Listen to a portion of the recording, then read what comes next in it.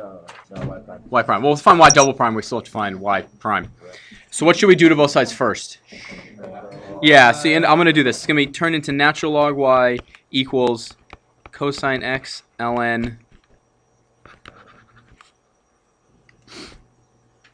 like that. I just did 2 steps in once. Now what do I do? What type of derivative? Implicit. So what does this turn into? It turns into y prime over y equals the derivative of the first, so negative sine times ln x plus, oh wait, yeah, derivative first times the second plus the first times the 1 over ln x times what? 1 over x, like that, exactly. So now what are we trying to isolate? Y prime. So what do we multiply both sides by? So we end up with y prime equals y times this thing, right?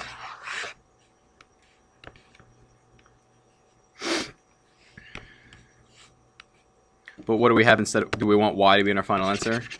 No, so we write ln x to the cosine x times that thing. Can you simplify that a little bit? Sure. Do you need to? Well, maybe a little tiny bit, but nothing too severe. Oh, it's cosine x. Sorry. It's going to be cosine. It's not cosine of that, is it? Look, there's a typo here. Do you see that? It should be cosine x times 1 over ln x times 1 over x. That's very different than what I wrote. We're not doing the cosine of that thing. There it is. That's it. Now it's good. Can you break that apart any further? No. There is no log rule that applies. So now what do you take of both sides? Y prime over y is equal to 5 times 2 over 2x plus 1 plus 6 times 4x cubed over. Why did I take that? What is 2? 2 is the... that is not a highlighter. 2 is the derivative of this. And then 4x cubed is the derivative of that. This is just the chain rule right here. That's how we went from there to there. So now we don't like y prime in there. We don't like y in there, so we end up with y prime is equal to 2x plus 1 to the 5th times x to the 4th minus 3 to the 6th times this thing. That's not helpful. That's a little better. Got it?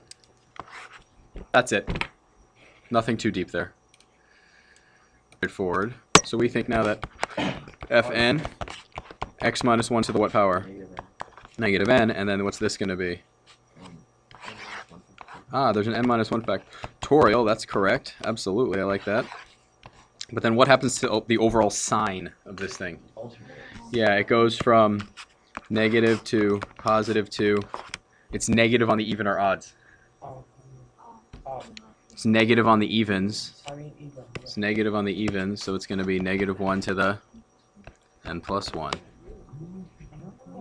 Ah, there it is. Because when you plug in 4, what's negative 1 to the 5th power? Negative. Negative 1. Yay. Because look, it's 4 and then 3 factorial. Look, it starts with 4, but it's 3 times 2 times 1. It has to be n minus 1 factorial. How? How? Is that good? So use the product rule. So it's going to be derivative of the first times the second plus the first times the...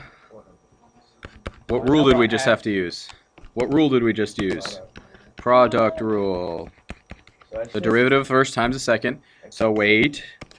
So let's just simplify. F prime is going to be 8x to the 7th ln x plus x to the 7th.